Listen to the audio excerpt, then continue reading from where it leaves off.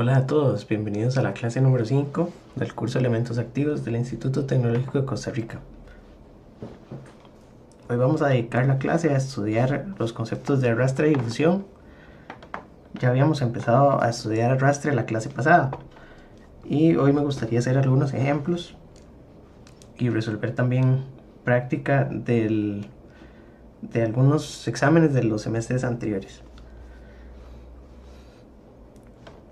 Entonces vamos a iniciar con un pequeño repaso. Habíamos dicho que en un semiconductor existen dos mecanismos principales de transporte de cargas, que son el arrastre y la difusión. El arrastre tenía que ver con la aplicación de un campo eléctrico. Y entonces, según esto, si tenemos un bloque de material y al material le aplicamos una tensión, vamos a obtener un campo eléctrico. Entonces el campo eléctrico tiene dirección de positivo a negativo. El campo eléctrico es un vector.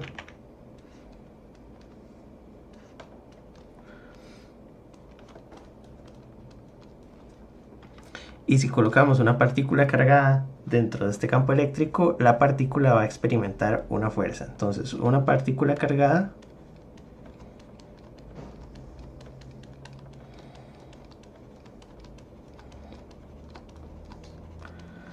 con carga Q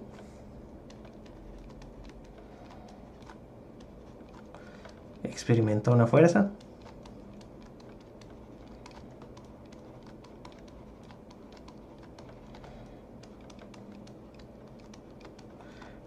F. Y esta fuerza también es un vector. La fuerza es igual a Q por V. No, Q por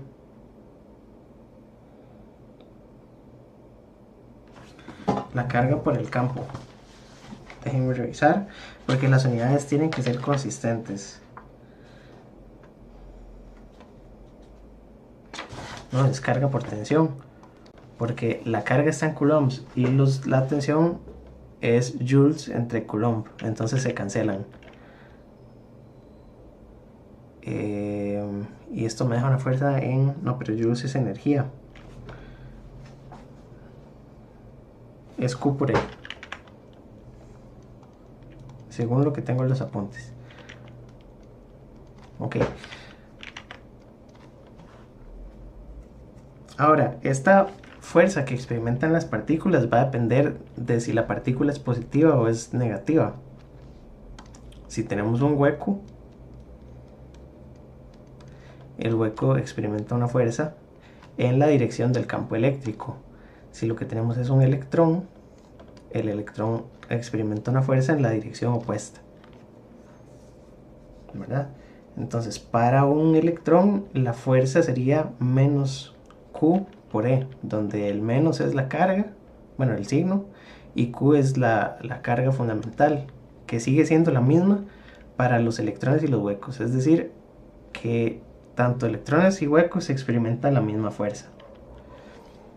Ahora, sí habíamos visto una diferencia en las masas de estas partículas, y esto se debe a lo siguiente. Nosotros tenemos que la fuerza también es igual a la masa por la aceleración, y esto es igual a la masa por la derivada de la velocidad en función del tiempo. Sabemos que la fuerza es la misma, pero según lo que se observa en mediciones y en datos experimentales, las velocidades son diferentes para los huecos y los electrones. Y la única forma de que las velocidades sean diferentes, aunque la partícula experimenta la misma fuerza, es que la masa también sea distinta, porque entonces va a significar que las partículas tienen diferentes velocidades para una misma fuerza aplicada, ¿verdad? Uno puede despejar aquí la velocidad o dv de t, y si la fuerza es la misma y la velocidad es distinta, la masa tiene que ser diferente. Entonces, la masa del electrón, o vamos a poner la del hueco, es más alta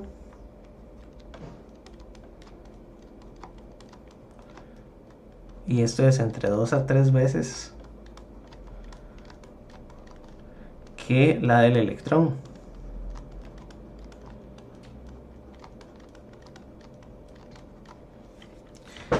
Y eso es una medición experimental a partir del cálculo usando esta ley de Newton. ¿Por qué? Porque resulta ser que el hueco, si ustedes ven el modelo de enlaces, aquí tenemos muchos modelos que están en juego.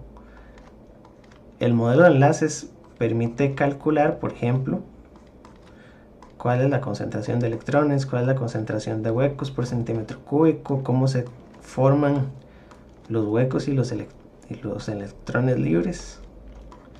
Y entonces, si rompemos un enlace, este electrón se va, ¿verdad? Entonces el electrón es libre para moverse por todo el material. El electrón evidentemente tiene masa, es una partícula.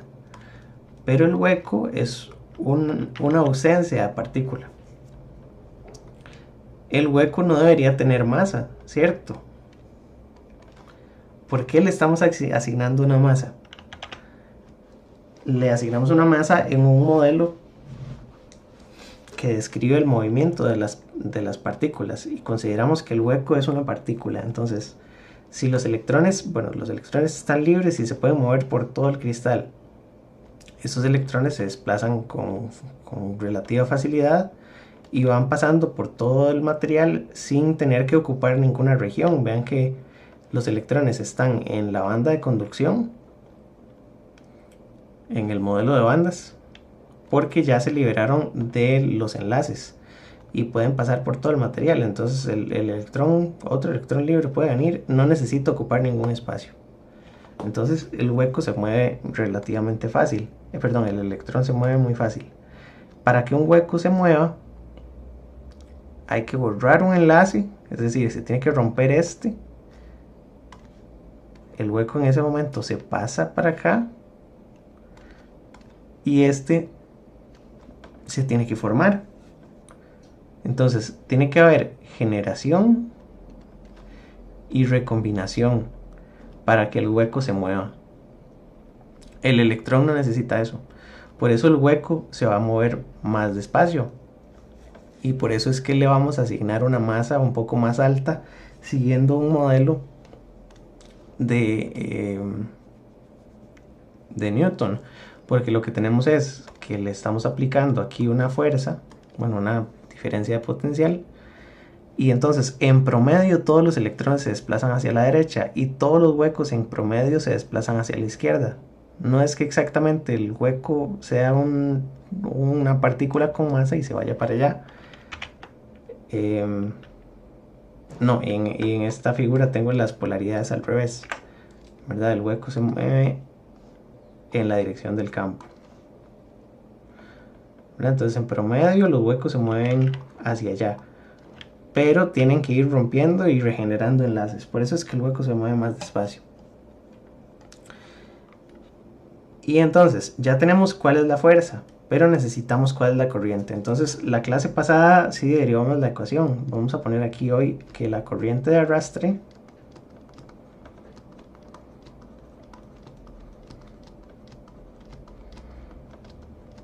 o la densidad de corriente de arrastre, porque fue lo que habíamos calculado. La densidad de corriente de arrastre se calcula con la siguiente ecuación. Y entonces J de arrastre le vamos a poner drift, que es lo mismo que arrastre. O si quieren le ponen J de arrastre, no importa. Y a esto le vamos a poner que es Qn por μn más Qp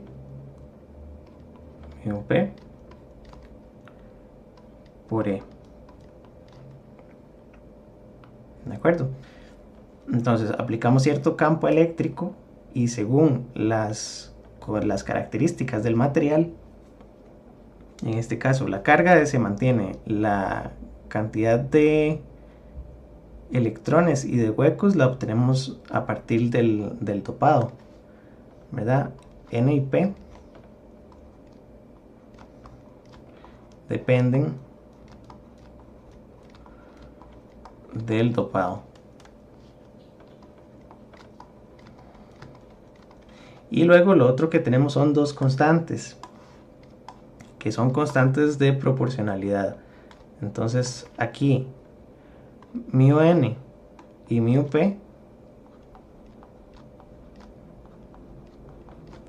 son constantes. Se llaman la movilidad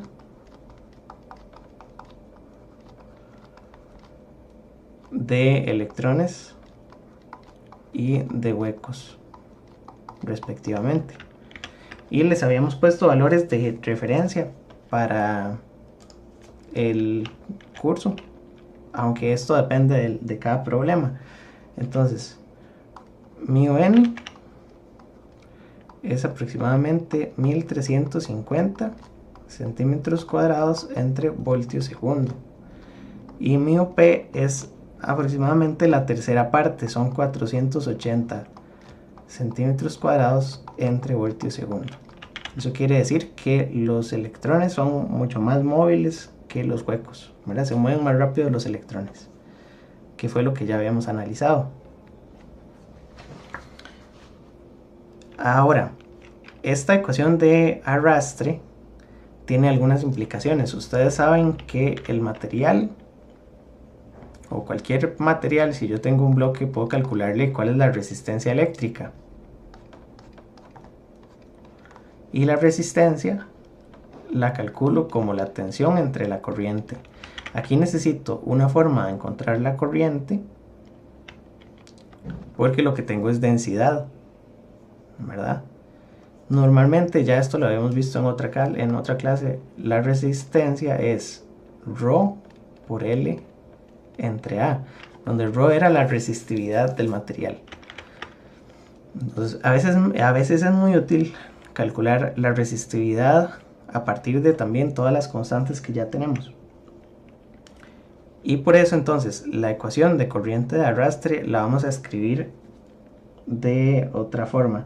Aquí dice en las preguntas que si no dicen usamos estos valores siempre. Sí, si el problema no indica, vamos a usar estos valores como los valores de referencia del curso. Estos los vamos a poner en un formulario.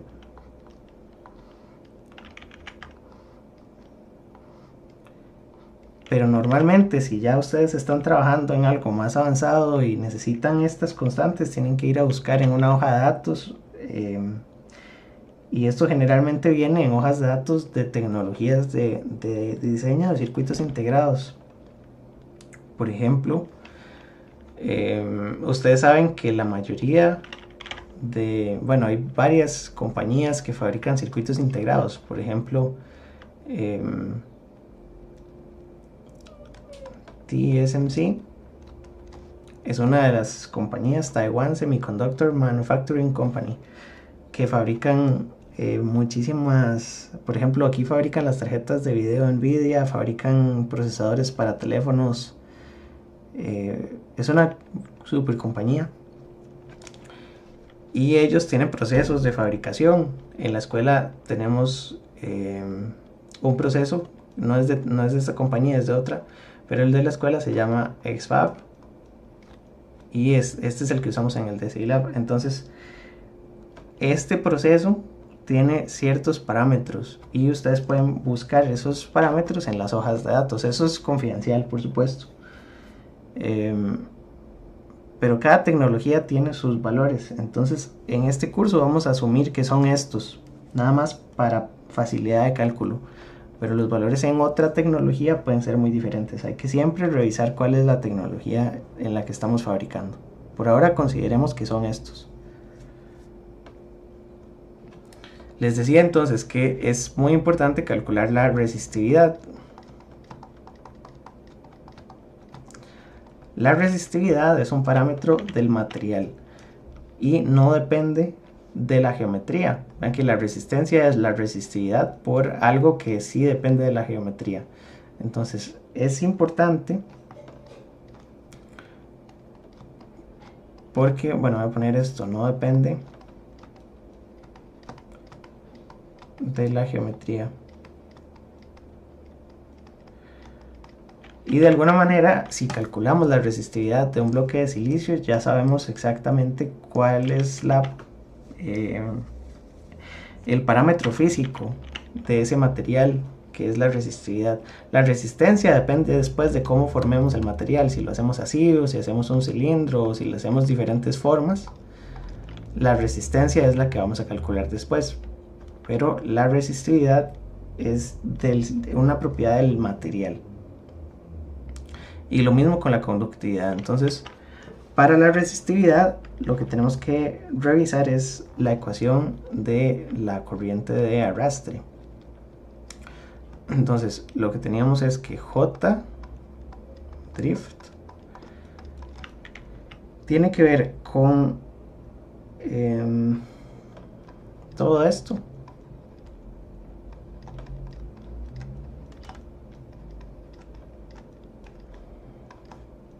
Por E. Entonces, tal vez de aquí no se puede ver directamente, pero esto lo que representa es que la densidad de corriente de arrastre es igual a una constante, porque todo esto es un grupo de constantes, a la que vamos a denominar sigma, multiplicada por E, donde sigma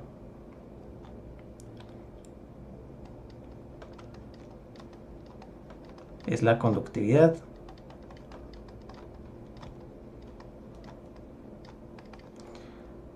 ¿verdad? Entonces, si sigma es igual a Qn mu n más Qp mu p, la resistividad es el inverso.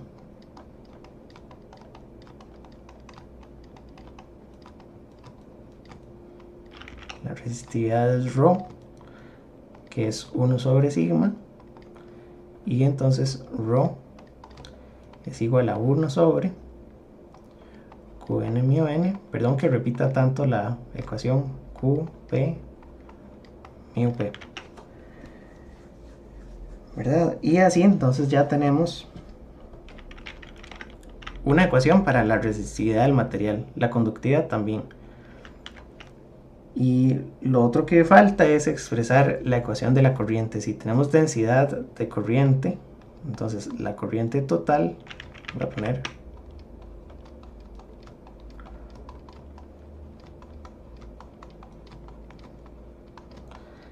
es corriente es igual a J multiplicado por el área. Y esto lo habíamos dicho también, si tenemos un material, por ejemplo, que tiene esta geometría y estamos aplicándole tensión entre estos dos puntos, por convención la corriente tiene esta dirección, ¿verdad? Porque si tenemos un circuito y tenemos que ponerle la batería, yo pondría una batería en esta dirección. Y aquí pondría, por ejemplo, tierra. Y entonces esto es la tensión que le estoy aplicando. La corriente va en este sentido. Sé cómo calcular la densidad de corriente, porque ya tengo una ecuación. Y esta densidad de corriente también tengo que asignarle la dirección. Aquí lo importante es ver que los electrones se están moviendo hacia acá, ¿verdad? Y los huecos se mueven hacia allá. Y si tengo la densidad de corriente, ¿qué unidades tiene? Aquí no le pusimos las unidades, pero la densidad de corriente, vamos a ver dónde se la pongo. la densidad de corriente está en amperios por metro cuadrado o por centímetro cuadrado. Entonces, al multiplicar por el área, esto me queda simplemente en amperios. Y el área es el área transversal de este bloque. Ya habíamos hecho un pequeño cálculo la vez pasada, pero creo que no es tan importante, donde le habíamos puesto la velocidad de arrastre y otras cosas. Eso me lleva también a hablar de la velocidad de arrastre, ¿verdad?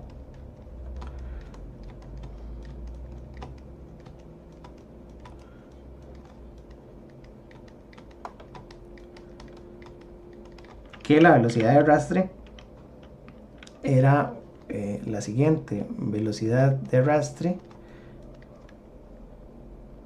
es igual a la movilidad por el campo. Entonces es un poquito distinta del parámetro que habíamos visto como resistividad. Y bueno, todos son ecuaciones. Esta es la velocidad a la que se mueven los electrones o los huecos, y lo que habíamos dicho es que esta velocidad tiene un límite superior. Entonces, si el campo eléctrico es relativamente alto,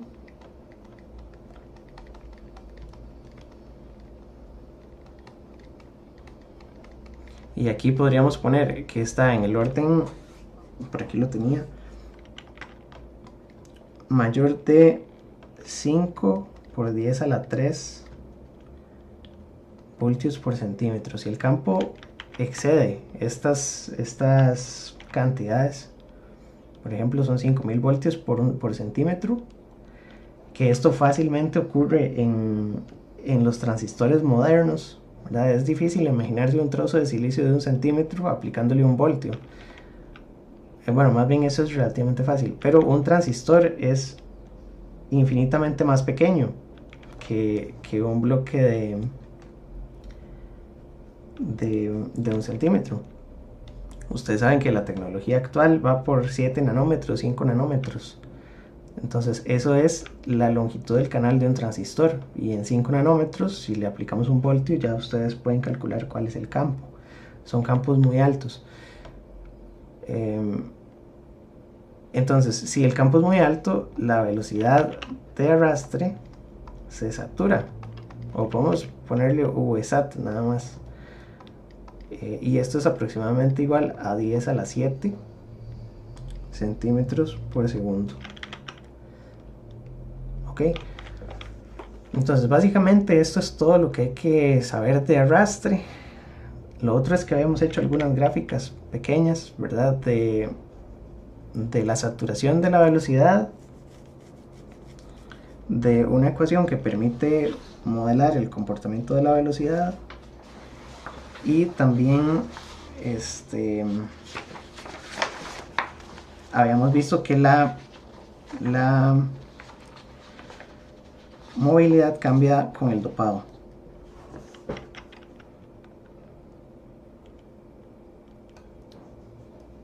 Entonces voy a pasarme aquí de página. Lo que dijimos es que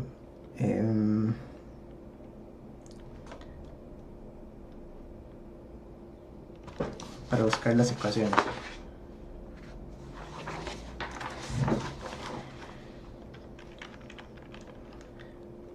la velocidad de arrastre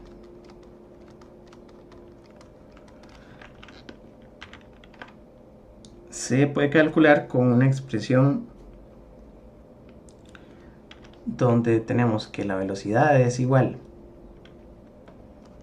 a μ0 entre 1 más μ0 e entre VSAT multiplicado por E.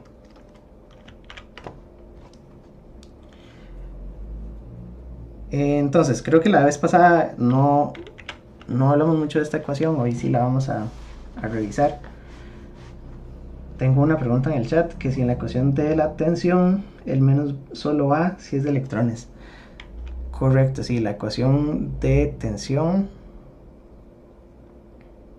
No, la ecuación de velocidad. La ecuación de velocidad es en general. Esto aplica para electrones y huecos. Y en los símbolos o las direcciones de los símbolos, los signos, perdón, los signos los vamos a ver o los vamos a poner según la dirección que sepamos que tiene esa variable. Entonces siempre lo que hay que hacer es un pequeño dibujo y decir en dónde está aplicado el campo, por ejemplo. Y aquí sabemos hacia dónde se mueven los electrones, se mueven hacia allá. Entonces, si tuviéramos que calcular la velocidad de los electrones, vamos a ponerle un signo en esta dirección, porque si tenemos que este es el eje X, ¿verdad? Yo sé cuál es la dirección de las variables. El campo es positivo hacia la derecha. La velocidad es negativa porque sería hacia la izquierda. Luego, por ejemplo, la fuerza que experimenta un electrón es negativa. Así sucesivamente. Tengo que revisarlo del dibujo y saber hacia dónde se están moviendo estas partículas. Lo mismo si pongo un electrón, ¿verdad? Un hueco. Pero para electrones yo sé que tienen que moverse necesariamente hacia la izquierda, la velocidad es negativa porque va hacia la izquierda, etc. Entonces, aquí de esta ecuación lo importante era ver que la velocidad era mu por e, donde básicamente ahora lo que tenemos es una forma de calcular esa constante mu según tengamos el saturación de velocidad. En otras palabras, lo que ocurre cuando los campos eléctricos son muy altos es que la movilidad va a cambiar, y eso tiene la siguiente explicación.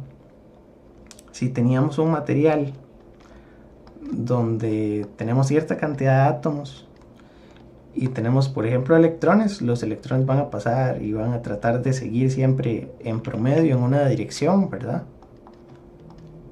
En este caso esta es la dirección de los electrones. La dibujé al revés que la imagen de aquí arriba. Entonces, en promedio todos los electrones van hacia ese lado. Si el campo empieza a crecer y empezamos a poner más y más tensión,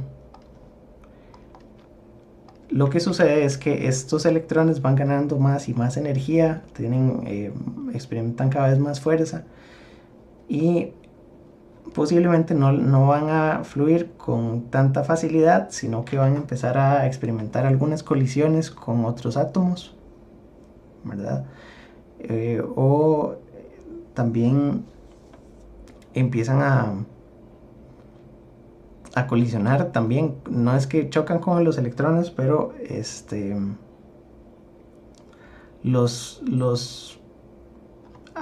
cuando la tensión es demasiado alta hay otros efectos. Digamos que pueden surgir corrientes de avalancha, que los electrones con alta energía rompan algunos enlaces. Eso ya es para campos extremadamente altos. Pero en general, los electrones se mueven un poco más lento si los campos son demasiado altos. Tienen algunas cosas que les impiden moverse igual que en campos bajos. Entonces, al tener un campo eléctrico muy alto, estos electrones van a colisionar con algunos átomos del cristal y van a hacer que esa velocidad, que la movilidad en general disminuya. Entonces, esta movilidad es todo esto. Y lo que sucede es, ya habíamos hecho la gráfica de la velocidad con respecto al campo, que la clase pasada dijimos que esta velocidad iba a aumentar hasta cierto punto, y aquí llegaba a 10 a la 7 centímetros por segundo. Y a los huecos les sucede lo mismo, los huecos se desplazan más lento, pero los huecos también llegan a saturarse. Esta velocidad de saturación de los huecos creo que es distinta. Y aquí, si tuviéramos que graficar la movilidad entonces también es un parámetro que disminuye en función del campo. ¿Qué es lo que estamos viendo? Habría que graficar esta ecuación. Esta ecuación es una ecuación de la forma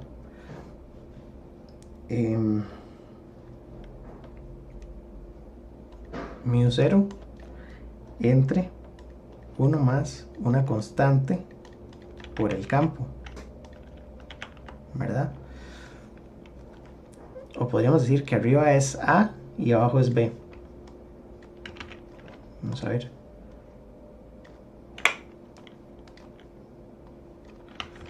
Entonces aquí habría que tomar esta ecuación para poder dibujar cómo disminuye la movilidad. Entonces la movilidad es relativamente constante hasta que obtenemos valores altos de campo eléctrico y en ese momento la movilidad disminuye.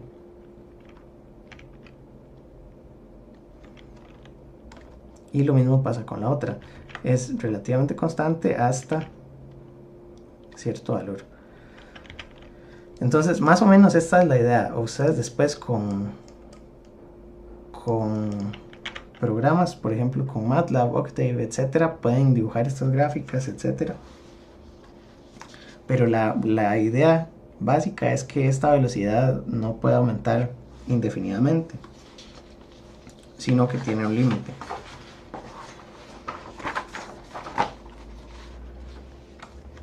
Entonces por aquí tengo un ejemplo y el ejemplo dice lo siguiente.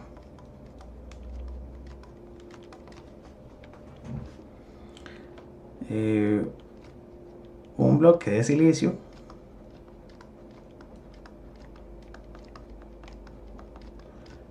con una longitud de 0.2 micrómetros, estos son 200 nanómetros, ¿verdad? Que es una tecnología relativamente, es reciente, pero no es tampoco que la están utilizando para fabricar procesadores.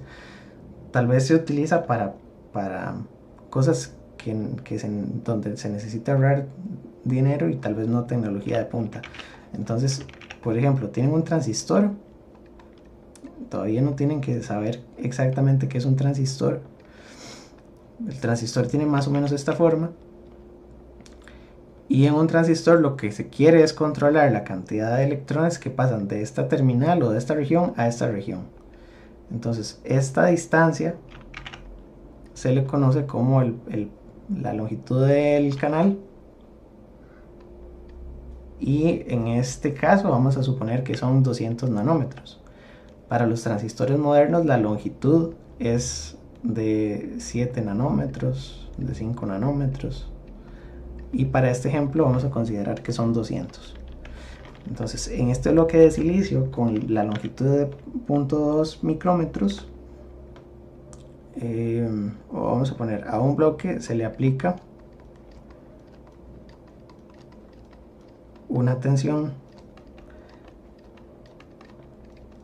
de 1 voltio, y vamos a poner, considere μn 1350 centímetros cuadrados entre voltio segundo, y Vsat 10 a la 7 centímetros por segundo. Lo primero que vamos a hacer es determinar la movilidad efectiva.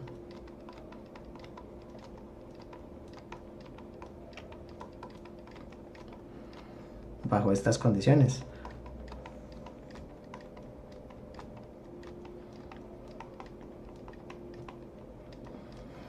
Entonces, para determinar la movilidad efectiva, lo que tenemos que hacer es encontrar primero cuál es el campo eléctrico. Les dije que en estos problemas siempre es muy bueno hacer un pequeño dibujo. Entonces vamos a poner que aquí tenemos 1 voltio y que la distancia de este bloque o la longitud son 200 nanómetros.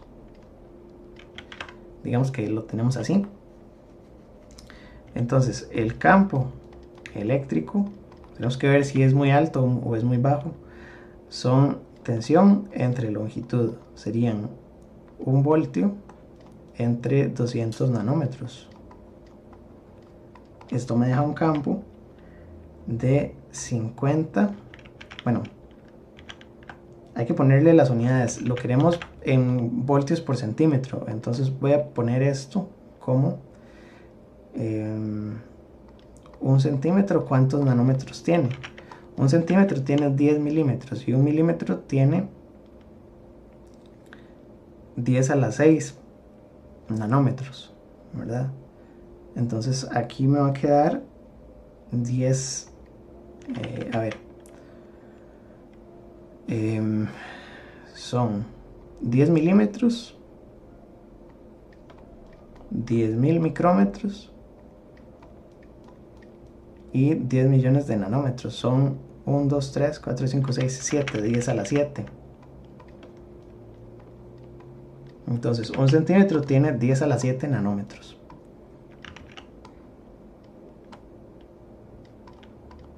Así.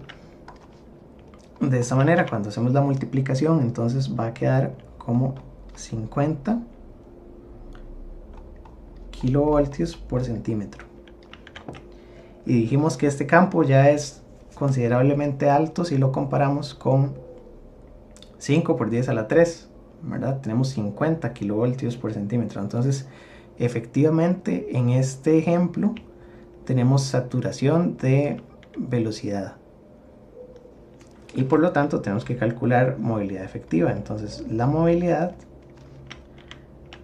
va a ser igual a la movilidad original entre 1 más la movilidad original por el campo entre la velocidad de saturación. Vean que esta ecuación, si el campo es pequeño, esto va a ser μ0 entre Vsat, y Vsat es 10 a la 7. Entonces, si el campo es pequeño, todo esto se cancela y nos queda solo μ0 entre 1. Pero si el campo es grande, entonces aquí se considera la variación con respecto al campo. Entonces vamos a poner aquí que son 1350 centímetros cuadrados entre voltio segundo dividido entre 1 más, y aquí también ponemos 1350 centímetros cuadrados entre voltio segundo por el campo que tenemos, son 50 kilovoltios por centímetro, entre 10 a la 7 centímetros por segundo. Aquí se va a cancelar segundo, se cancela centímetro, se cancela voltio, entonces no tenemos unidades abajo. Y esto me deja una movilidad que después de calcularla va a ser 1350 entre todo lo de abajo da 7.75 y esto da 174 centímetros cuadrados entre voltio segundo. Entonces vean que para este campo tan grande la movilidad ya dejó de ser 1350, ahora la movilidad es muy bajita. Y lo otro que se puede hacer en este ejercicio es también calcular la tensión máxima permitida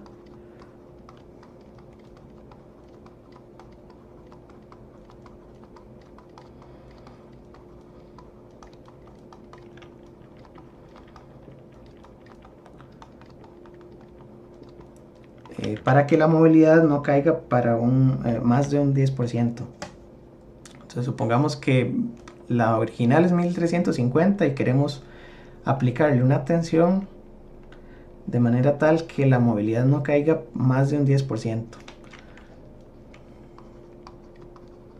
Entonces de manera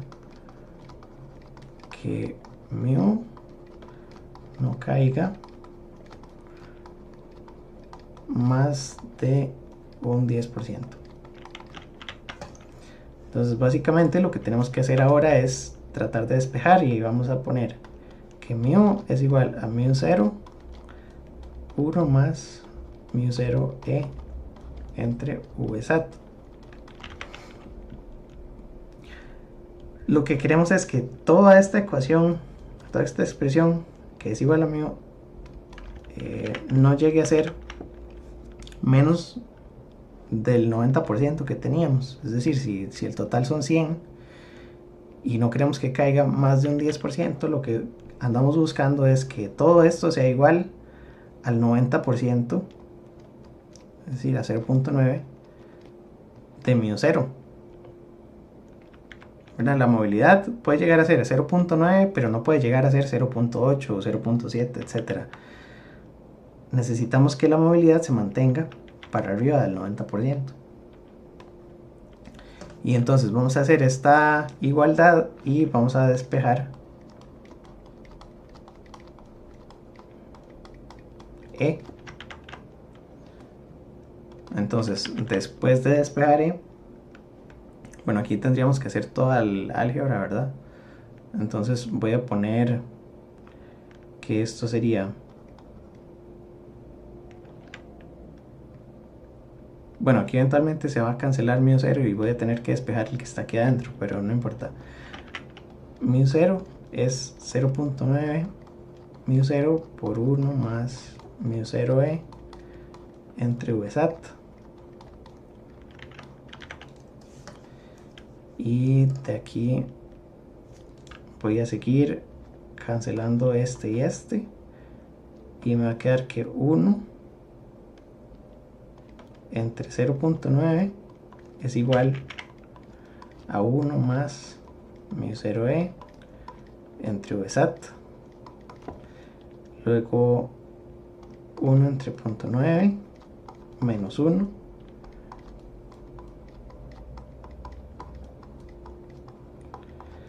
y de aquí despejo E. Entonces me queda que E es 1 entre 0.9 menos 1 por vsat entre mu0. Y aquí tengo que ponerle todos los valores numéricos.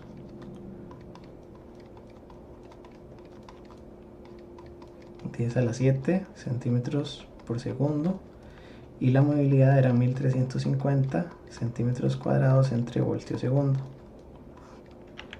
Y como todo tiene las unidades correctas, esto me va a dar con el campo. Entonces voy a poner aquí para calcular. Tendríamos 1 entre 0.9 menos 1 multiplicado por 10 a la 7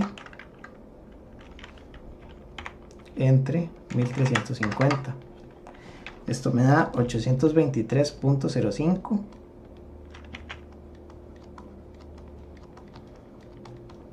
y las unidades son voltios por centímetro, ¿verdad? Ahora lo que ocupamos es cuál es la tensión que me produce este campo. Vean que este campo ya ahora es más pequeñito. Inclusive vean que no necesitamos campos tan altos. Aquí yo puse 5 por 10 a la 3 o 5 kilovoltios por centímetro. No necesitamos campos tan altos como eso para ya haber perdido un 10%. Lo que pasa es que un 10% es relativamente poco. Y entonces la tensión la vamos a despejar de esta ecuación. Entonces la tensión es el campo por la longitud. Aquí a veces le pongo las flechas, a veces no. Ustedes me van a disculpar por no ser tan consistente. La velocidad también tiene, ¿verdad? Entonces por eso es que la parte de la izquierda de esta ecuación no tiene dirección, esta sí. Pero bueno. Entonces la tensión que estábamos buscando son 823.05 voltios por centímetro multiplicado por la longitud de este bloque, y la longitud habíamos dicho que eran 200 micrómetros.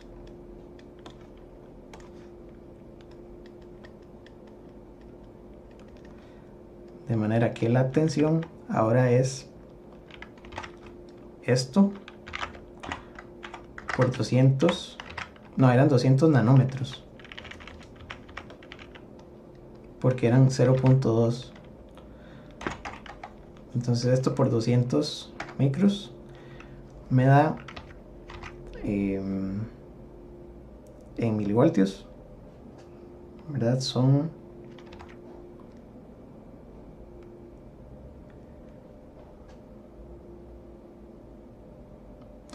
pero no lo puedo multiplicar así como así, porque uno está en centímetros y el otro está en nanómetros. Tengo que ponerlo con las unidades correctas, ¿verdad? Para que entonces centímetro cancele a ese nanómetro. Vamos a poner entonces aquí esto, que lo vamos a pasar a, porque lo que tengo es lo siguiente, estos son voltios por centímetro, y necesito que esos nanómetros estén expresados en centímetro. Entonces 200 nanómetros los tengo que pasar a centímetro, y entonces un centímetro, ya habíamos dicho cuántos nanómetros tiene un centímetro, ¿verdad? Eran 10 a la 7. ¿En dónde fue que hicimos la conversión? Aquí, 10 a la 7 nanómetros en un centímetro.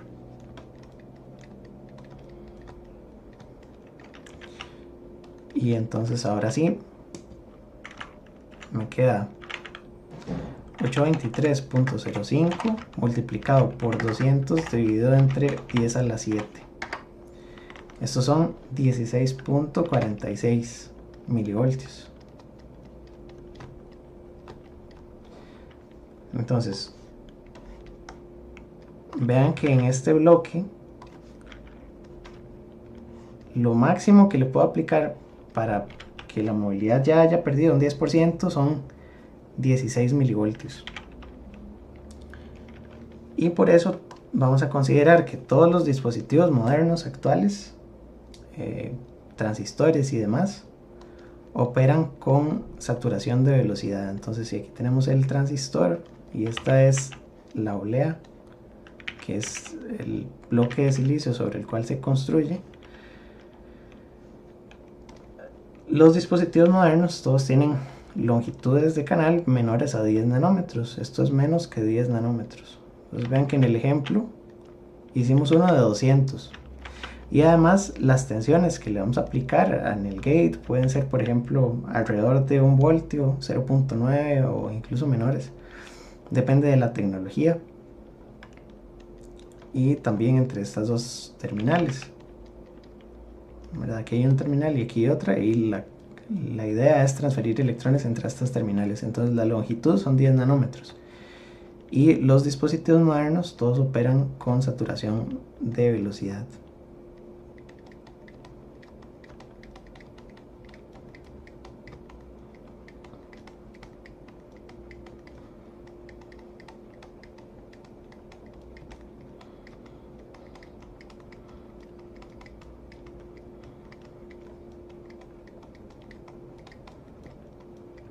Entonces, eso es muy importante.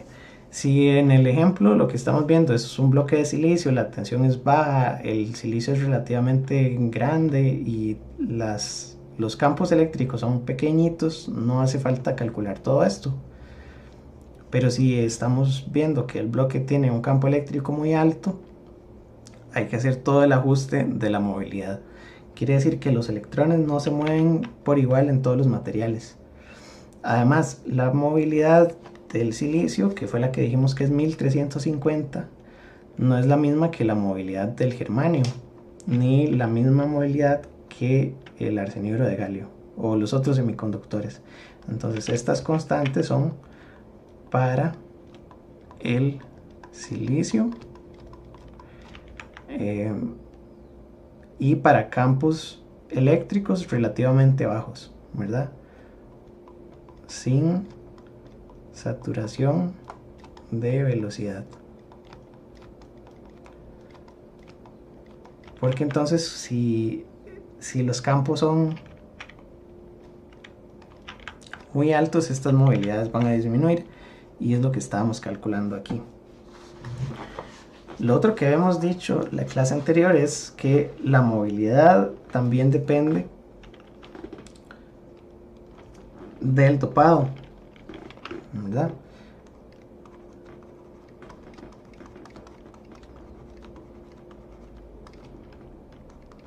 Entonces también disminuye con el dopado del material. Entonces va a ser el dopado total, donde vamos a considerar que la cantidad de dopado es la cantidad de dopado que ya pusimos de donadores y la cantidad de dopado que pusimos de aceptores, los dos juntos. No importa que unos cancelen a los otros. Sabemos que por compensación la cantidad de portadores de un tipo cancelan a los del otro. Pero en un material que ya le pusimos cierta cantidad de impurezas donadoras y ahora le agregamos impurezas aceptoras, la cantidad de átomos totales es la suma de los dos, porque son átomos externos, de impurezas externas. Y ese conjunto va a disminuir la movilidad. Entonces, la ecuación empírica que hemos puesto para esto es que la movilidad es igual a movilidad mínima más μ0 entre 1 más n entre n de referencia elevado a la alfa. Y la clase anterior no me dio tiempo de ponerles los valores de cada una de estas variables. Entonces, si estamos hablando de electrones,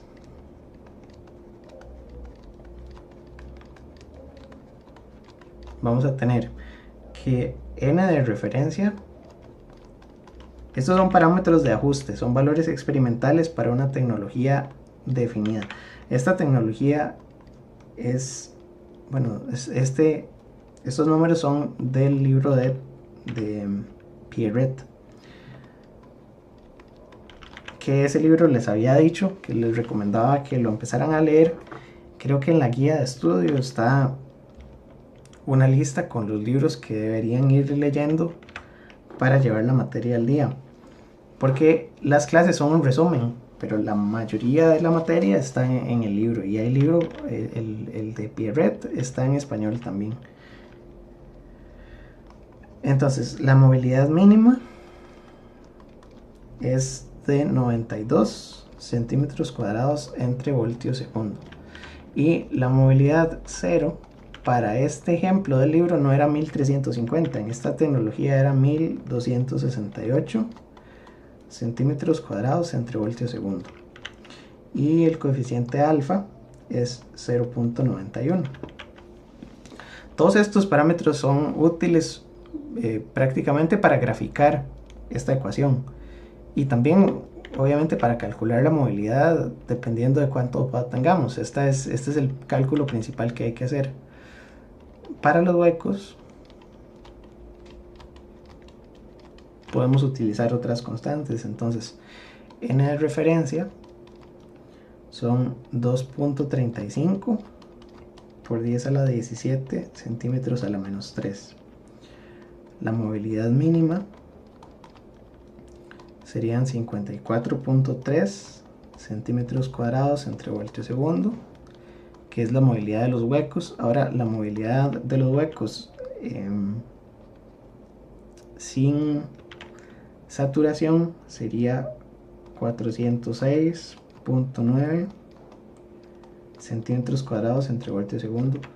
Ahora observen que si n está muy por debajo de nref, toda esta parte de la derecha desaparece. Entonces, si n es muy bajito, no tendríamos que considerar esto. Y entonces la movilidad en equilibrio va a ser mu min más mu 0. Entonces tal vez eso sí está más cercano, ¿verdad? 92 más 1268 está más cercano de los 1350 que sabemos que tiene que dar. Y luego vamos a poner alfa, que para los huecos es 0.88. Y entonces habíamos dicho que si esto lo llevamos a un programa y lo graficamos, bueno, yo aquí tengo Octave y tenía estos scripts, pero tendría que buscarlos y creo que me pierdo.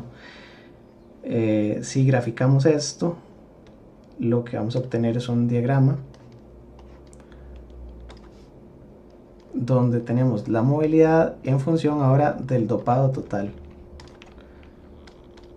Tenemos muchas gráficas de este tipo. Entonces, para los electrones la movilidad inicia en un valor, disminuye y llega a ser otro valor, y para estos también. Entonces, después de cierta cantidad de dopado ya consideramos que el material es degenerado, ¿verdad? Entonces aquí podemos poner un límite, tal vez lo ponemos antes, y aquí vamos a poner que es N degenerado. Entonces la mayoría de, bueno, los materiales que vamos a estudiar en este curso los vamos a trabajar en un límite que no sea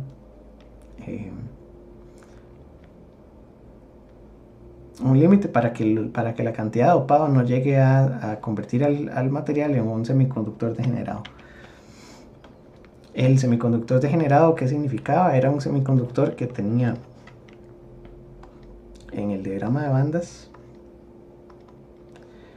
el nivel de Fermi muy cerca de alguna de las dos bandas. Entonces, por ejemplo, que sea un material dopado tipo P, de tipo N, va a tener el nivel de Fermi a una distancia muy pequeña de la banda de conducción. Esta distancia no debería ser menor que 3 kT, y K por T son 26 milielectronvoltios, por lo tanto estos son aproximadamente 77 o 78 milielectronvolts. Entonces esta distancia se tiene que mantener mayor, que es el límite para considerar que el material es no degenerado. Ok.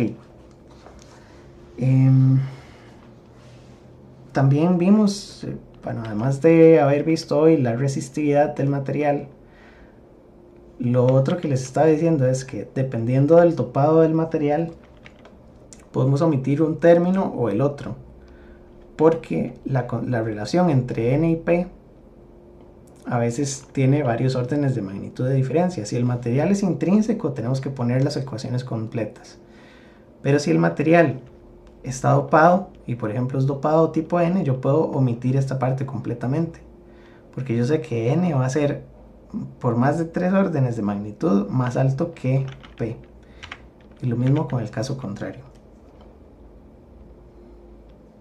Entonces, bueno, creo que en general con eso estamos con arrastre. Voy a pasarme ahora a hablar de difusión, porque ya hemos invertido bastante tiempo en hablar de arrastre y me interesa cubrir también difusión en esta clase. Entonces, vamos a hablar de difusión.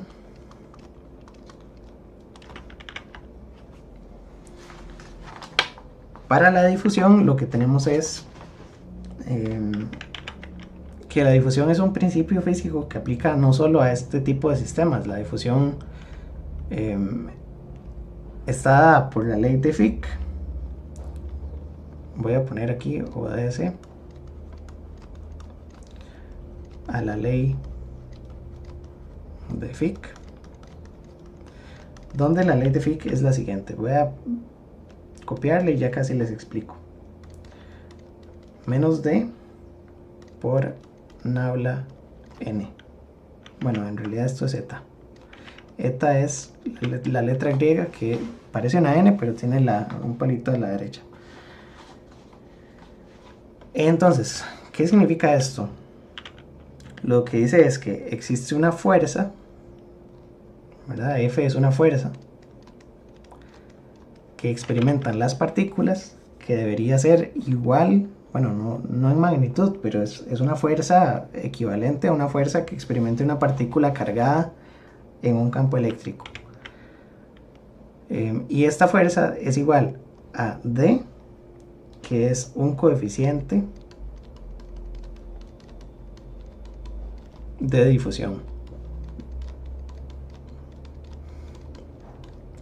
Y este coeficiente lo vamos a poner, es una constante, lo vamos a poner en centímetros cuadrados por segundo.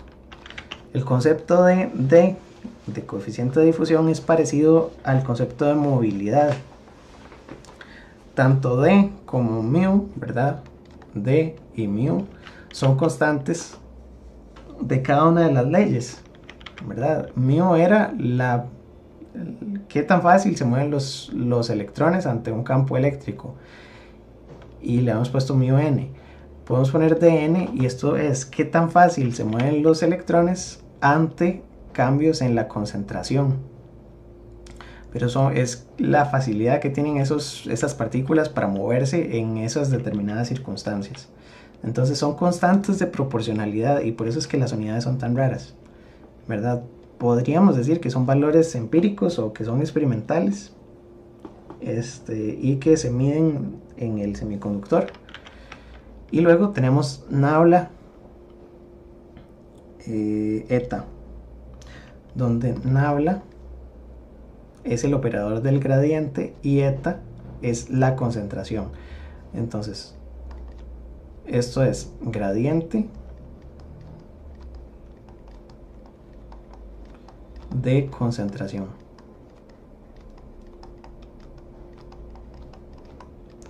Y a eta le vamos a poner que es simplemente la concentración de partículas. ¿Qué significa todo esto? Lo que significa es lo siguiente. Si nosotros tenemos la difusión, como les dije, aplica a muchos sistemas físicos, no solamente al que estamos estudiando. Y podemos imaginarnos como si tuviéramos un vaso con agua, o una habitación también con una botella de perfume en una esquina, que creo que ya se los había dado ese ejemplo. Entonces, suponiendo que tenemos aquí un líquido, digamos esto es agua, y a este líquido yo le voy a soltar aquí una gota de tinta, ¿verdad? Entonces la gota de tinta inicialmente me pondría aquí una concentración muy alta de partículas, ¿verdad?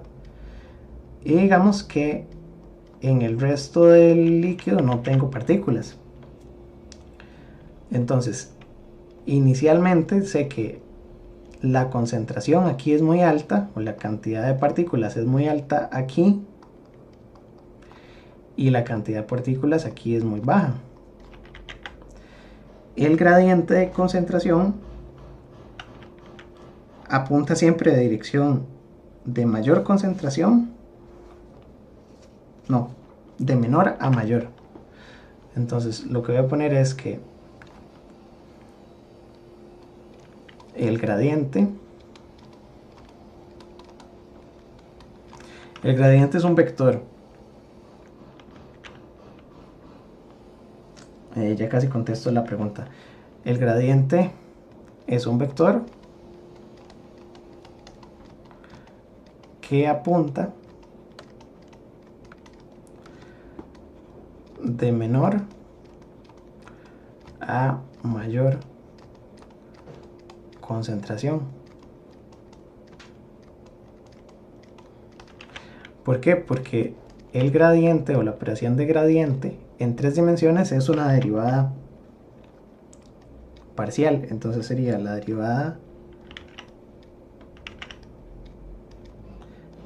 en función de x por el vector unitario en x más la derivada parcial en y por el vector unitario en y más la derivada parcial en z por el vector unitario en z. Si tenemos solo 2 dimensiones, pues solamente consideramos 2. Si tenemos una dimensión, solamente consideramos una. En este sistema solamente vamos a considerar la dirección horizontal. Entonces vamos a decir que esto es x, ¿verdad? Y entonces el gradiente de concentración estaría apuntando hacia allá, ¿verdad? Hacia la izquierda. Esto sería nabla eta y apunta en esta dirección. Entonces, lo que les decía es que si ustedes ponen en un vaso con agua una gota de tinta o de colorante, y lo dejan sin agitación, sin moverlo, sin revolverlo, va a pasar el tiempo y después de muchos minutos la concentración va a ser uniforme en todo el líquido. Es decir, que estas partículas se movieron para acá, ¿verdad? Entonces, el gradiente apunta de menor a mayor concentración y las partículas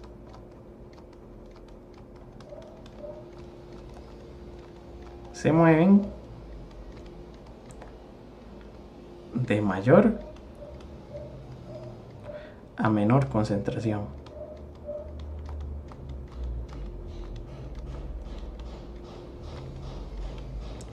Por lo tanto, ustedes ven que aquí la ley de Fick tiene un menos.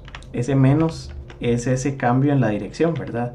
Si el gradiente apunta en esta dirección, la ley de Fick obliga, bueno, dice que las partículas se mueven en dirección contraria al gradiente.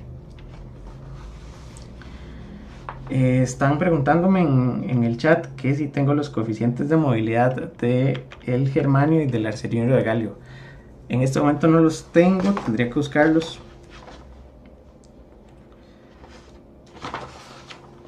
Porque sí es un buen dato.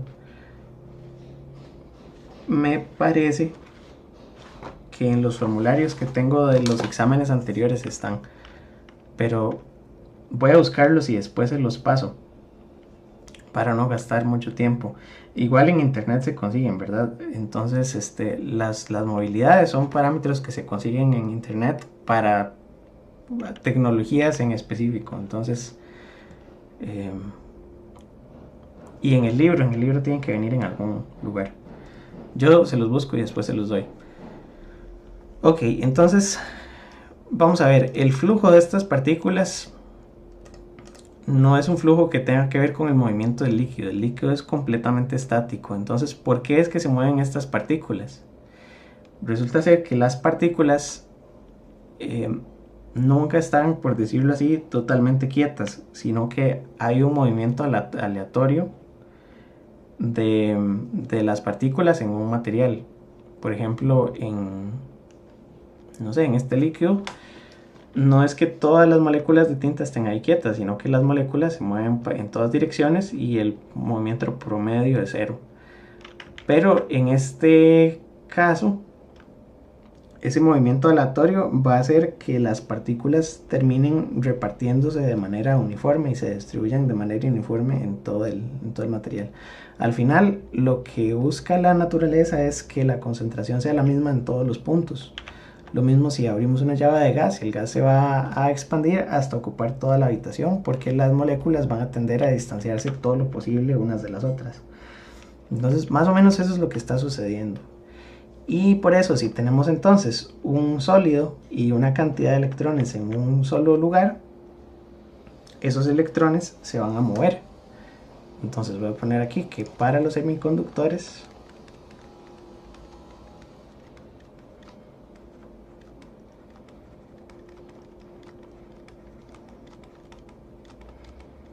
y ya para ir llegando al caso de la corriente, lo que tenemos es que la corriente de difusión, lo voy a poner diff con doble F para decir diffusion, que no se confunda con drift, ¿verdad?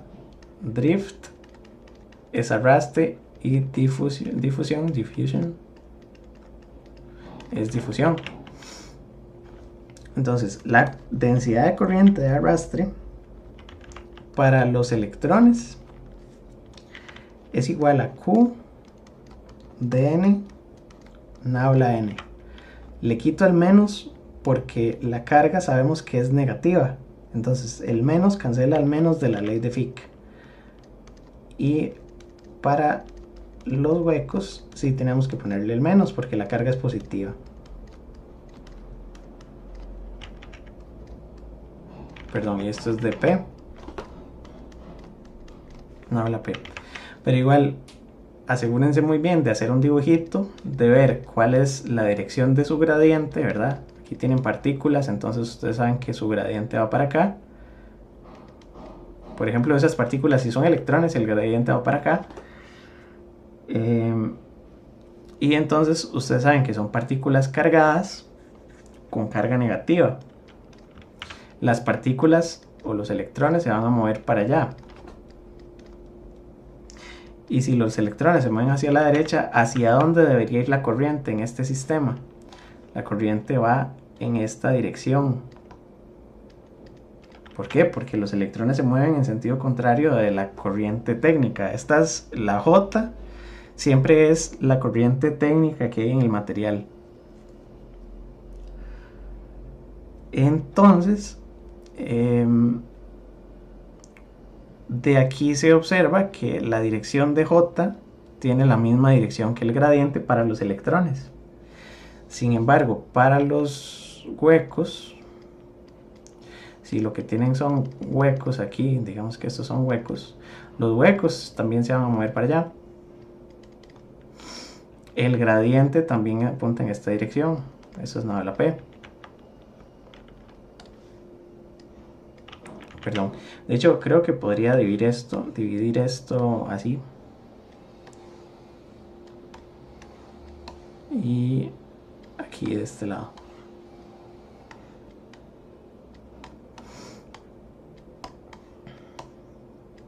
Así. La dirección de la corriente, ¿hacia dónde va la corriente? Los huecos van en la misma dirección que la corriente.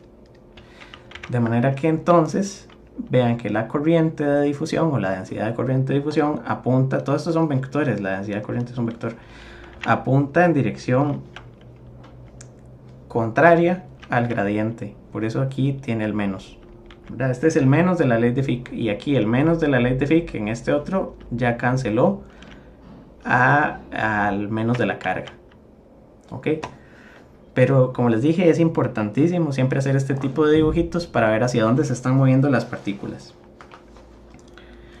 Y los coeficientes de difusión son dn, que para electrones es aproximadamente 34 centímetros cuadrados por segundo, y dp son aproximadamente 12 centímetros cuadrados por segundo. Después lo podemos calcular usando otra ecuación. En un semiconductor, entonces, ¿cómo es que logramos gradientes de concentración de electrones y de huecos? Lo que vamos a tener es que si tenemos un bloque de material semiconductor y el bloque tiene cierta cantidad de electrones y de huecos, ¿verdad? Si tenemos que este material está dopado con Nd, vamos a tener una concentración uniforme de huecos, de electrones, ¿verdad? Los huecos también va a ser una concentración uniforme. Aquí no puede haber difusión, porque está en equilibrio. Podríamos tener arrastre si le aplicamos una tensión, pero como estamos viendo difusión, ¿cómo hacemos para poner difusión? Lo que necesitamos es de manera externa inyectarle electrones. Entonces, si yo consigo poner electrones en este punto, ahora esto todo lo estoy haciendo, el dibujo está en 3D, pero las fórmulas las vamos a ver en una dimensión en el curso. Porque extenderlo a más dimensiones es lo mismo, nada más hacer un cálculo separado para cada uno de los tres ejes. Y al final, en lugar de ser un vector simple, es un vector, son tres vectores, es un conjunto de tres vectores. Entonces, aquí si logramos inyectarle de alguna manera electrones externos, podemos hacer que la concentración de electrones aquí sea muy alta y en estos otros lugares sea una concentración más bajita. Entonces podríamos tener un perfil de electrones que sea máximo aquí en el centro, y entonces la concentración aquí ya cambió, y entonces en un instante, digamos que yo ya quito este flujo de electrones, los electrones se van a esparcir o se van a difundir por todo el material. Esto es lo que ocurre con algunos dispositivos, sobre todo con el transistor BJT, que lo vamos a ver al final del curso. El transistor BJT se vale de este principio para inyectar electrones en una región y después moverlos por el material. Bueno, hay difusión y hay arrastre, pero después lo vamos a ver. La idea básica es esa, que podemos inyectarle electrones a un material. Y esto también es muy útil para hacer algunas mediciones. Yo les dije que los circuitos integrados se fabrican sobre obleas de silicio. Y entonces una oblea es simplemente un disco, perdón, no me va a quedar muy bonito, un disco de material semiconductor con cierto espesor y con cierto diámetro. La mayoría de obleas son de 12 pulgadas, hay obleas de... los diámetros son diferentes, los espesores también. Y sobre este material se va a construir el circuito integrado. Ahora, hay obleas de tipo N y hay obleas de tipo P. Pero si uno las ve a simple vista no podemos decir de qué tipo sean.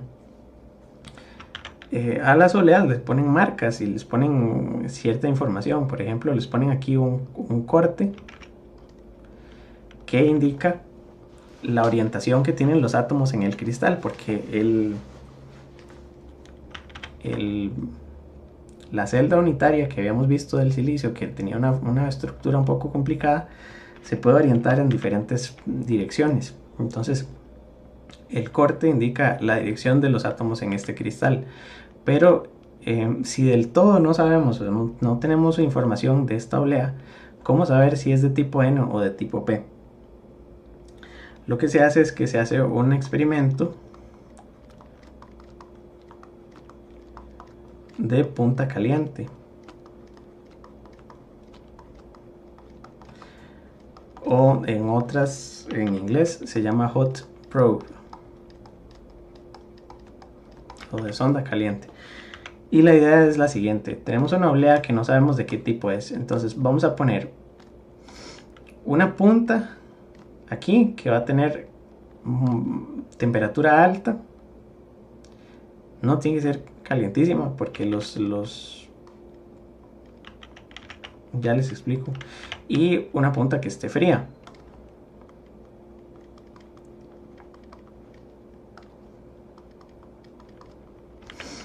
Y en medio lo que vamos a conectar es un amperímetro o un galvanómetro, que es simplemente un detector de corriente.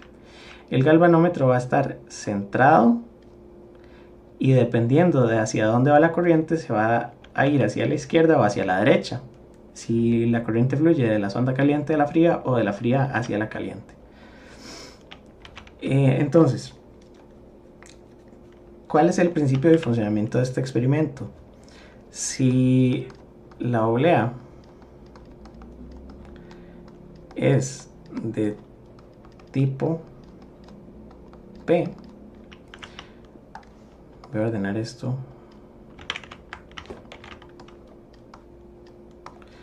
Si la oblea es de tipo P, lo que sucede es lo siguiente. Voy a copiar el dibujo.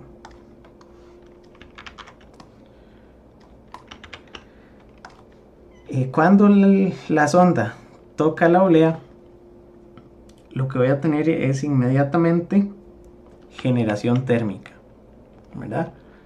Entonces se van a generar portadores. ¿Y de qué tipo vamos a generar estos portadores? Lo que estamos haciendo es generando huecos, ¿verdad? Entonces aquí se generan huecos y esos huecos se van a difundir por la oblea. Este movimiento es el movimiento de los huecos por difusión. Entonces, los huecos se difunden.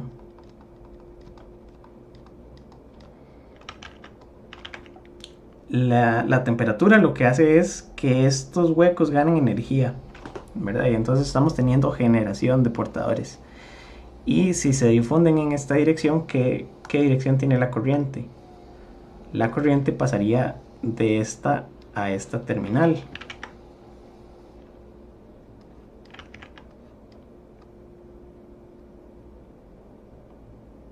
¿Verdad? Entonces, si el galvanómetro se deflecta hacia la izquierda, sabemos que la oblea es de tipo P. ¿Qué hubiera pasado si fueran electrones? O si, perdón, si la oblea fuera de tipo N.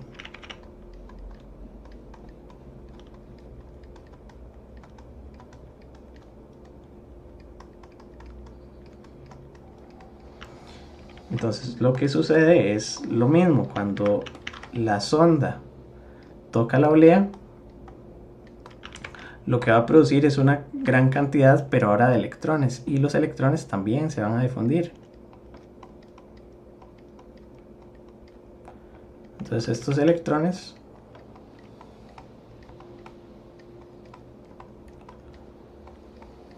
se difunden.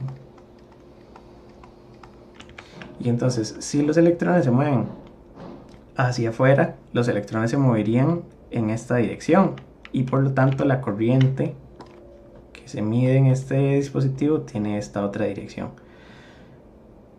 Entonces, solo con el tipo de la olea, por tener más electrones en más huecos, este galvanómetro se va a mover en las direcciones opuestas, y con esto es que se puede determinar la dirección a partir de dos principios. Uno es la generación de portadores según el tipo de la olea, y la otra es la difusión de esos electrones en una de concentración más alta a concentración más baja.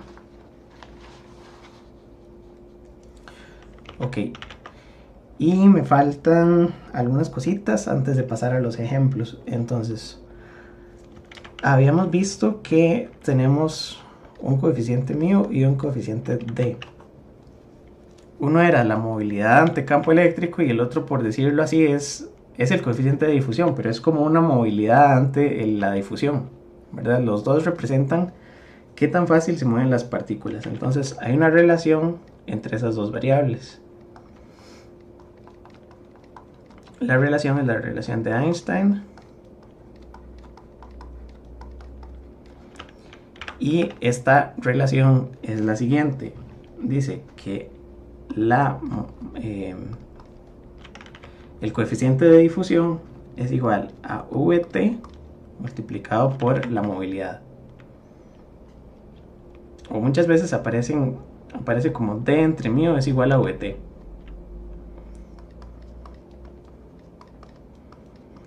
Y Vt es una constante que creo que ya la habíamos visto, que se denomina la tensión térmica.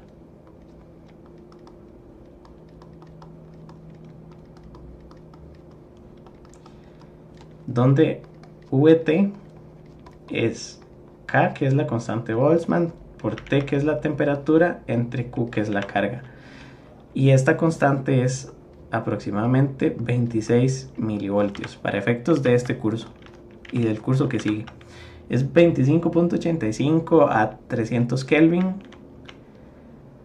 pero vamos a considerar que es 26. Además, 300 Kelvin son 27 grados, creo. Entonces no es exactamente la temperatura que se tiene en todo lado. Por eso es que vamos a considerar 26. Esta relación entonces indica que si ustedes tienen la movilidad μ, pueden calcular cuál es el coeficiente de difusión en ese material. Por lo tanto, a veces no hace falta tener todas las constantes, porque a partir de estas relaciones podemos calcular las otras. Y básicamente es eso. Ok, entonces con esto completamos toda la teoría de arrastre y difusión. Lo que nos falta es hacer algo de práctica. Entonces, para completar la práctica, voy a poner algunos de los ejemplos que tengo en las diapositivas. Es importante que estudien de las diapositivas del curso. No estoy presentándolas porque me parece que es un poco más dinámico, y esto es un buen resumen de toda la materia. Además, ya ustedes la tienen impresa, ¿verdad? Si viniera solo a leerles diapositivas sería muy aburrido. Las diapositivas las pueden leer ustedes, ahí está toda la información, hay muchísimos detalles adicionales. Estas diapositivas están en el TEC Digital. Y ahí vienen muchos ejemplos, entonces voy a hacer algunos, pero me interesa que los estudien de ahí. Y también me interesa que revisen este tema algunos de los exámenes de los semestres pasados. Entonces ahora quería copiar, por ejemplo, uno de los enunciados y resolverlos. Esto es una Q. Debería ponerle aquí un palito para decir que es una Q de carga. En esta semana empiezan las tutorías.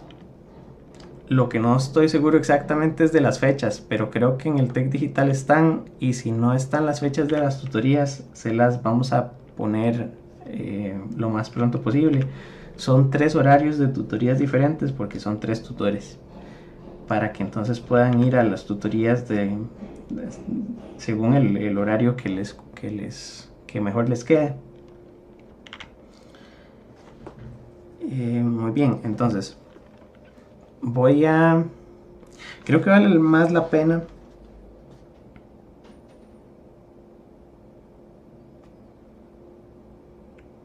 es que no sé cuál ejemplo resolver. Vale más la pena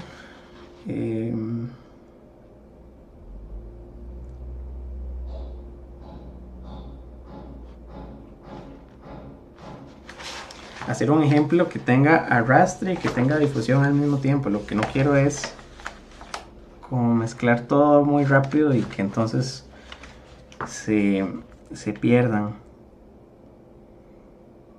Igual los materiales se los voy a seguir poniendo. Entonces vamos a hacer primero un ejemplo de arrastre.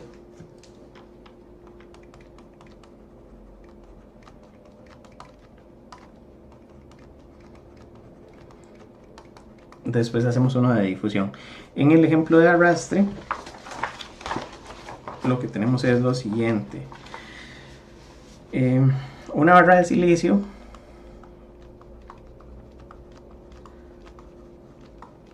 tiene las siguientes dimensiones.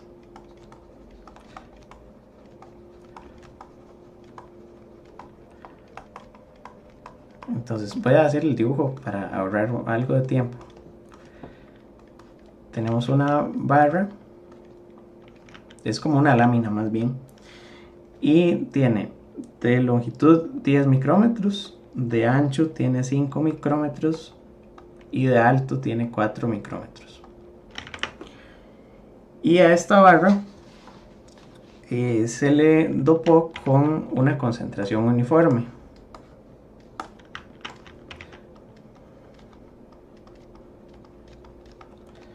Entonces está dopada de manera uniforme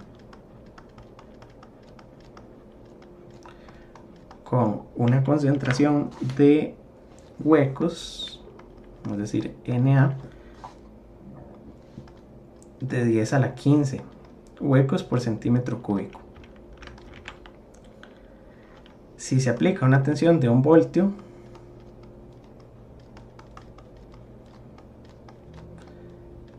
en dirección longitudinal, por ejemplo, entre las terminales, que ya casi las pongo, las terminales estarían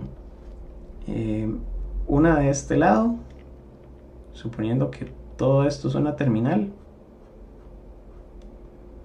Mira que ahí tenemos una pieza metálica y estamos haciendo el contacto. Y aquí en este otro vamos a ponerle entonces la otra terminal. Entonces desde aquí hasta aquí estamos aplicando 1 voltio. ¿Verdad? Y podemos poner más, menos y 1 voltio. Por definirle dirección, ¿verdad?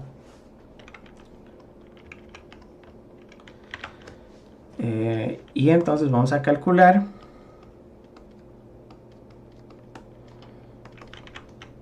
lo siguiente. El primer punto es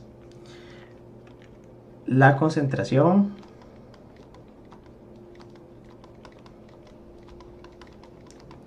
de portadores minoritarios.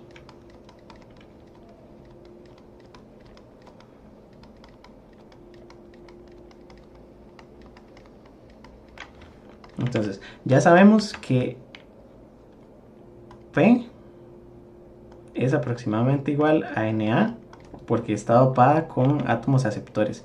Estos son 10 a la 15 huecos por centímetro cúbico. Y estos son los portadores mayoritarios porque son los que están en mayoría.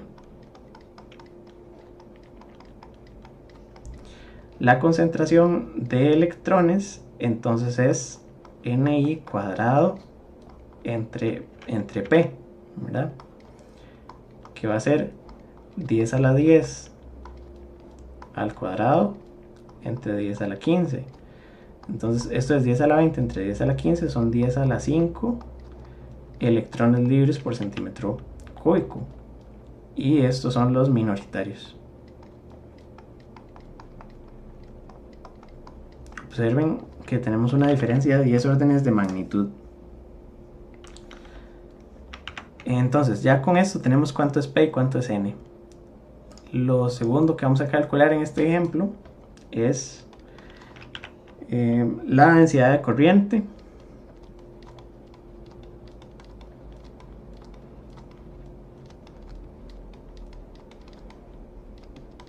que es J drift, y la corriente total,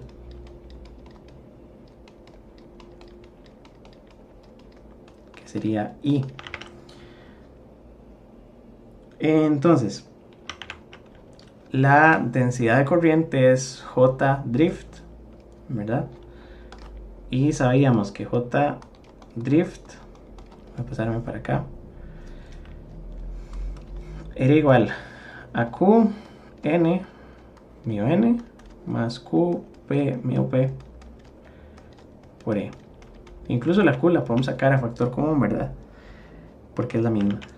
Aquí podemos hacer el cálculo completo o podemos despreciar uno de los dos, porque la diferencia entre N y P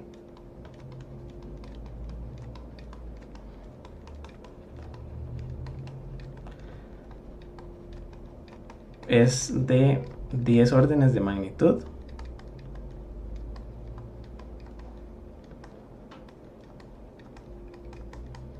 Entonces, como lo que tenemos es que el material está dopado con aceptores, el material es de tipo P, vamos a ignorar por completo esta parte. Pueden hacer la prueba y calculan usando todas las constantes, al final les va a dar lo mismo. Esto lo podemos cancelar si la diferencia es, por ejemplo, más de 3 órdenes, porque entonces no tendría tanto efecto. Aquí entonces vamos a sustituir los valores y entonces va a quedar 1.6 por 10 a la menos 19 coulombs. Hay que ponerle las unidades para ver que todas tengan correctamente las dimensiones. P sería 10 a la 15 centímetros a la menos 3. Y mío P, le vamos a poner la movilidad de los huecos en silicio, que eran 480 centímetros cuadrados entre voltio segundo. Y al campo eléctrico le vamos a poner 1 voltio entre la distancia, que la distancia eran 10 micrómetros. Ahora estos 10 micrómetros hay que pasarlos, por supuesto, a centímetros, ¿verdad? Porque tenemos que tener las unidades correctas. Entonces, esto lo voy a multiplicar por cuántos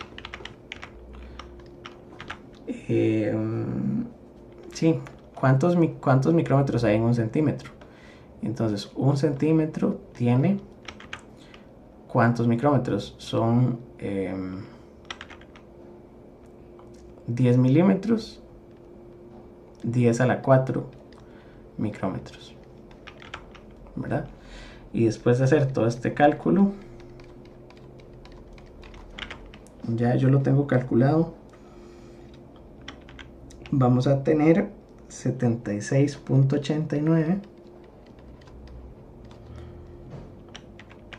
amperios por centímetro cuadrado. ¿De dónde salen los amperios? ¿Verdad? Eso es una buena observación. Aquí tenemos que revisar qué se cancela. Se cancela voltio con voltio, se cancela este centímetro a la menos 3 con este centímetro cuadrado. Bueno, los centímetros se van a ir acomodando. Esto es, abajo queda centímetro a la menos 4, porque vean que, bueno, abajo queda centímetro a la 4, porque tenemos centímetro y centímetro a la menos 3. Y arriba a la 2, de ahí es donde sale este centímetro cuadrado en el denominador. Voltio con voltio, este micrómetro con micrómetro, me queda el centímetro cuadrado abajo y me queda coulomb entre segundo. Y Coulomb entre segundo es amperio, ¿verdad? De ahí es de donde viene amperio. Entonces aquí ya tengo la densidad de corriente de arrastre. Tengo que ver, eso sí, en qué dirección queda, ¿verdad? Si lo que tengo son huecos y apliqué esta tensión, que esto no lo decía el problema, los huecos se van a mover para acá. Entonces la dirección de esa corriente sería positiva hacia la derecha, ¿verdad? Entonces para ponerle la dirección, ahí podrían ponerle en dirección X, ¿verdad? Y eso se lo ponen así. Y lo otro es que la corriente total es la densidad de corriente multiplicado por el área. Y entonces vamos a tener 76.89 amperios por centímetro cuadrado multiplicado por el área. Y el área eran 5 micrómetros por 4 micrómetros. Entonces son 5 micrómetros por 4 micrómetros. De nuevo las unidades, ¿verdad? Entonces voy a poner que un centímetro, no, al revés, el centímetro tiene que ir arriba, son 10 a la 4 micrómetros, porque entonces cancelo este con este y vuelvo a hacer lo mismo. Y cancelo este con este. De manera que la corriente serían esos 76.89 por 5 por 4 entre 10 a la 8. Entonces son 76.89 por 5 por 4 entre 10 a la 8. Y esto me queda en amperios, porque ya se canceló centímetro cuadrado con centímetro y centímetro. Entonces esta corriente, después de hacer este cálculo, resulta en 15.37 microamperios. Y entonces si le apliqué un voltio a esa barra y la barra tenía ese dopado y esas dimensiones, tengo esta cantidad de corriente.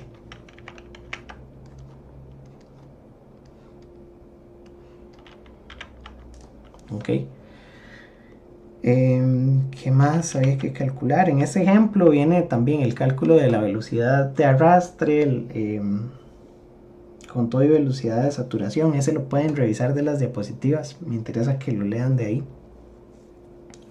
Pero es hacer lo mismo que ya habíamos hecho anteriormente, cuando hicimos el ejemplo aquí de arrastre. Ya teníamos un ejemplo de la velocidad de arrastre. Este es muy parecido, es calcular la movilidad cuando hay saturación, etc. Entonces esa parte no la vamos a hacer aquí. Igual voy a ponerles los exámenes de los otros semestres para que practiquen. Pero me parece que con este ya cubrimos entonces arrastre. Para ver un ejemplo de difusión,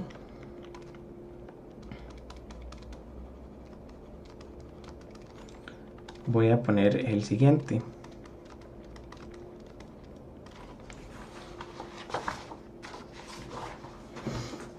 Vamos a decir que en una región de silicio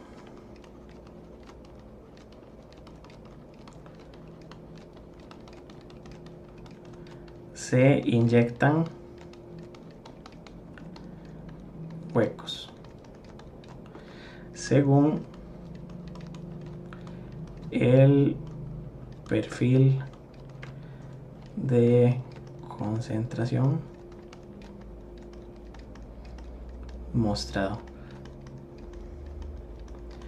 Entonces vamos a suponer que tenemos un bloque de silicio, ¿verdad? Lo voy a dibujar en 3D nada más como para tener una idea, pero igual es solamente en una dimensión, ¿verdad? El experimento sería en una sola dimensión, es decir, hacia allá.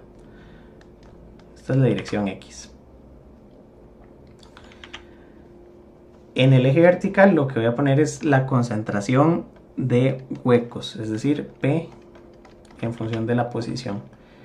Y eso sí es bastante importante. Entonces lo que tenemos es lo siguiente. El perfil que viene aquí en el enunciado es, bueno, que el bloque tiene todavía no lo he puesto, pero el bloque voy a decir que aquí es 0 y aquí es 5 micrómetros. Entonces de distancia horizontal tiene 5 micrómetros y por lo tanto aquí tiene 0 y aquí tiene 5 micrómetros.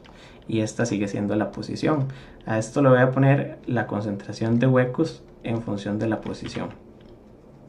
Entonces X está en micrómetros. Es bueno ponerle las unidades a todas las gráficas. Y esto está en centímetros a la menos 3 porque es cantidad de huecos por centímetro cúbico. El perfil va a ser el siguiente. En esta posición vamos a tener un valor y en esta otra vamos a tener otro valor, que ya les voy a indicar cuáles son los números.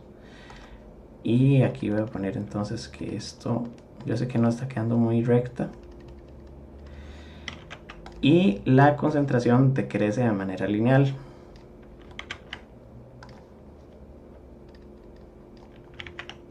Así. Las concentraciones son las siguientes. En este punto vamos a tener 1000 veces la concentración de N0 o la concentración de N. ¿Cómo puedo poner esto para que no se confunda? Voy a poner la concentración de huecos intrínseca. Y en esta otra simplemente la concentración intrínseca de huecos.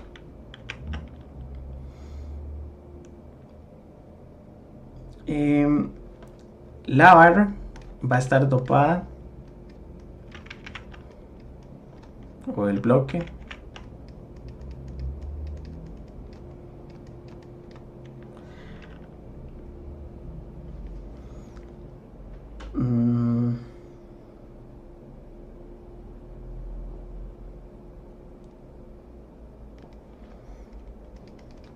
sí, tiene dopado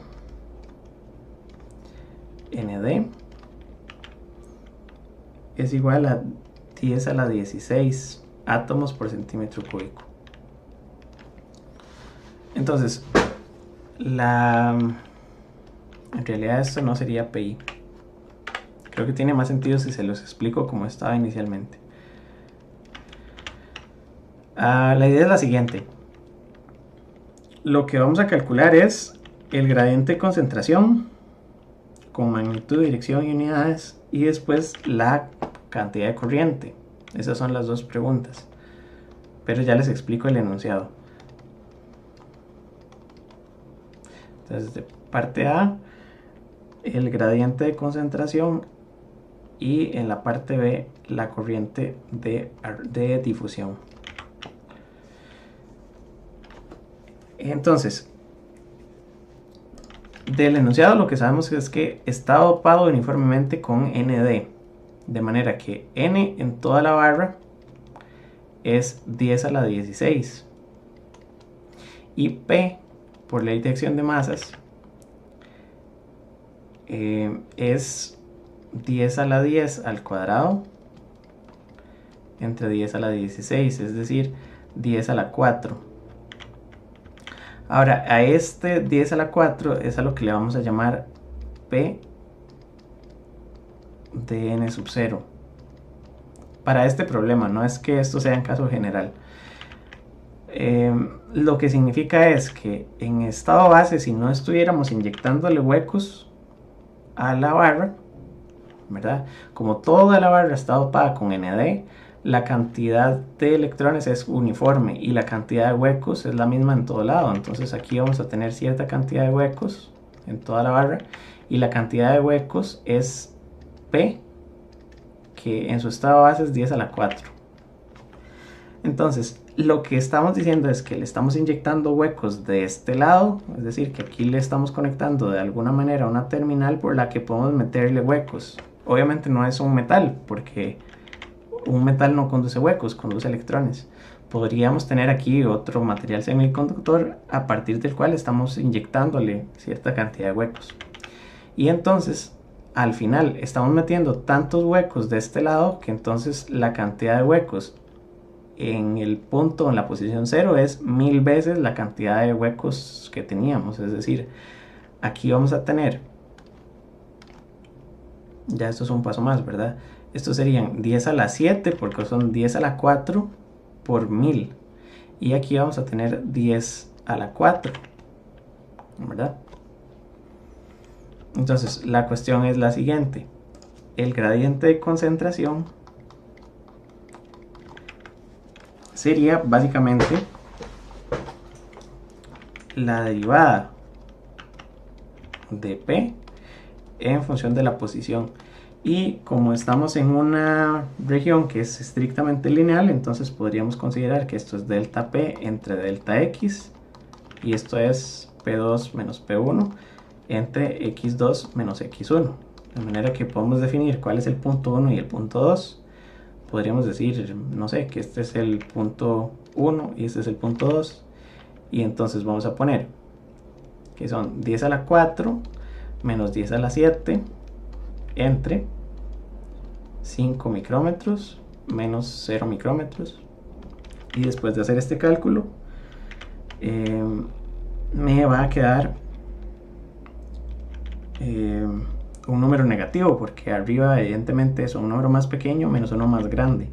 Entonces esto es menos 1.998 por 10 a la 10. Y hay que ver las unidades. Entonces aquí no le puse unidades a nada, pero sabemos que esto de arriba está en centímetros a la menos 3 y este de abajo está en micrómetros. Bueno, y aquí me faltó,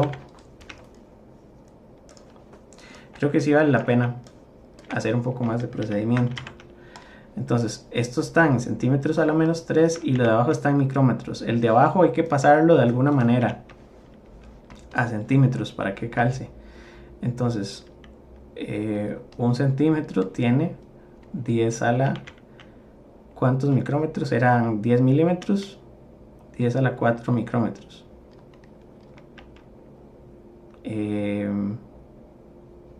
Y creo que lo puse al revés, ¿verdad? Un centímetro, 10 a la 4 micrómetros, ¿verdad? Entonces hay que hacer esta operación en el denominador primero. Y entonces va a quedar 10 a la 4, bueno, voy a pasarme de línea. 10 a la 4 menos 10 a la 7 centímetros a la menos 3 entre, y aquí me va a quedar 5 por 10 a la menos 4 centímetros. Entonces al final esto me da, ahora sí, 1.998 por 10 a la 10 centímetros a la menos 4. Entonces vean que el gradiente tiene unas unidades un poco raras, ¿verdad? Lo otro es que es negativo. Aquí se me olvidó ponerle el signo.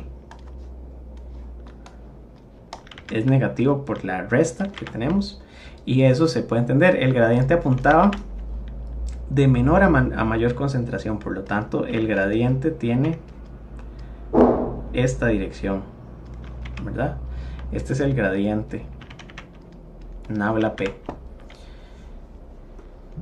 Y como tiene esa dirección, vamos a poner que es en dirección menos X, ¿verdad? Pues ven que la matemática no falla y entonces queda en dirección menos X. Y como punto B, entonces preguntan por la densidad de corriente de difusión, que la vamos a averiguar con la ecuación que teníamos. Como son huecos, es menos Q por dP por nabla P. Y entonces es simplemente sustituir algunas constantes, donde vamos a tener menos 1.6 por 10 a la menos 19 coulombs por este coeficiente que es 12, porque es silicio, centímetros cuadrados por segundo, por nabla P, que fue lo que acabamos de calcular, con todo y el signo, ¿verdad? 998 por 10 a la 10 centímetros a la menos 4. Aquí se cancelan algunas cosas y entonces queda que JDIF es igual a más 3.84 por 10 a la menos 8 amperios por centímetro cuadrado en dirección X. Y entonces si ustedes ven, los huecos se van a mover en dirección contraria a este gradiente. Los huecos se van a mover de donde había más, que era todo aquí, ¿verdad?, a donde hay menos. Entonces esta es la dirección de la corriente de huecos, que coincide con la dirección de la corriente de difusión. Entonces importante es hacer estas flechas siempre para ver en qué dirección quedan las variables, y con eso pueden asegurarse de que los signos en todas sus ecuaciones estén bien. Ok, entonces quedamos aquí. Gracias por asistir a la clase. Si tienen dudas o consultas, pueden escribirme por correo. Las consultas son por correo, y si de verdad son consultas importantes o necesitan que les aclare con más detalle, podemos programar reuniones por Hangouts o por algún sistema de llamadas. Traten de hacer las consultas por correo, yo se las contesto con bastante amplitud, espero poder contestarlas. Y si no, podemos hacer consultas en algún horario, entonces ustedes me escriben y agendamos. Eso sería. Nos vemos entonces en la próxima clase el jueves. Muchas gracias, hasta luego.